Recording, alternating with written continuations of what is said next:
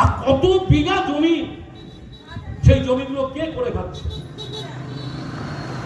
একইভাবে ফুটিয়া শরীফে যান, একইভাবে এই সকল জমি যে জায়গায় জায়গা আছে সব এক একটা করে ধান্দাবাজি করে হারাম খোরগুলো দখল করে নিয়ে রেখেছে। লড়াই আমাদের করতে হবে, জেগে জেগে লড়াই করতে হবে। যতই ওয়াকফ আমলের বিল নিয়ে আসুক, আমার সম্পত্তি যদি আমি না ছাড়ি, ওই সম্পত্তির উপরে যদি আমার কবর তৈরি হয় তাও ভালো, কিন্তু সেই সম্পত্তিটা পেলে তো তারপর, সেই সম্পত্তিটা পেলে তো তারপর, সেই হারাম কর ছাড়লে তো তারপর।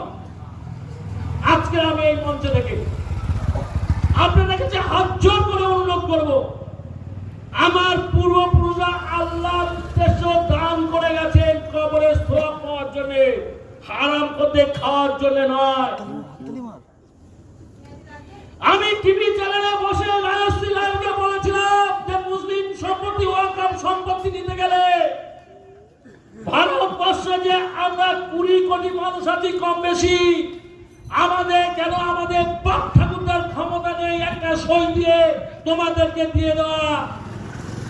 এই ওয়াকফ সম্পত্তি নিতে গেলে স্বয়ং আল্লাহর কাছে যেতে হবে, কারণ আমার পূর্বপুরুষরা সরাসরি আল্লাহর নামে প্রতিষ্ঠা করেছে।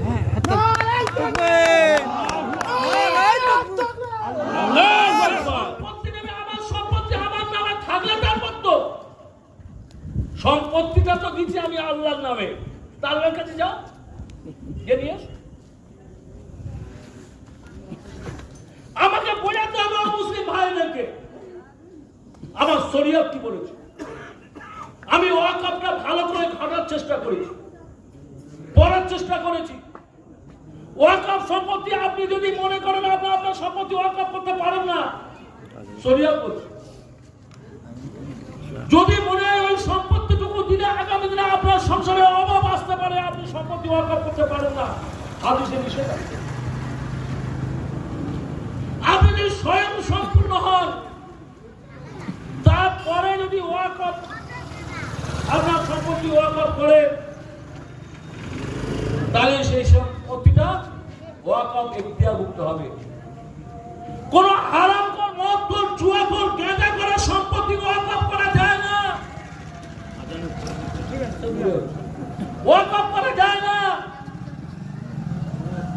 আর ভারী তো অমুসলিমদের সম্পত্তি, ও দূরে অমুসলিমের সম্পত্তি সত্যিকার ওইভাবে ওয়াকফ হয় না। কোন অমুসলিম আজ পর্যন্ত 1 ছটাক জমিও ওয়াকফের দান করেনি।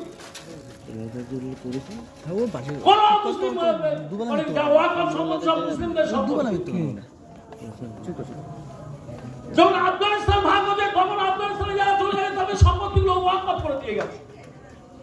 যখন পাকিস্তান ভাগ হয়েছে, পাকিস্তানের বড় বড় লোকেরা পাঞ্জাব সাইডে হাজার হাজার বিঘা সম্পত্তি ওয়াকফ করে দিয়ে গেছে।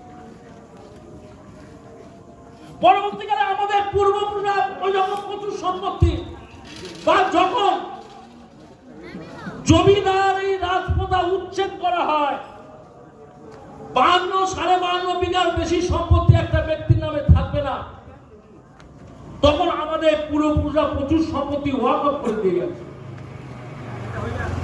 সুতরাং ওয়াকফটা কারোর বাপের সম্পত্তি না, আমার বাপেরও সম্পত্তি নয়। এখন সম্পত্তিটা আল্লাহর সম্পত্তি, আল্লাহর সম্পত্তি আমাদের সকলের রক্ষা করতে হবে।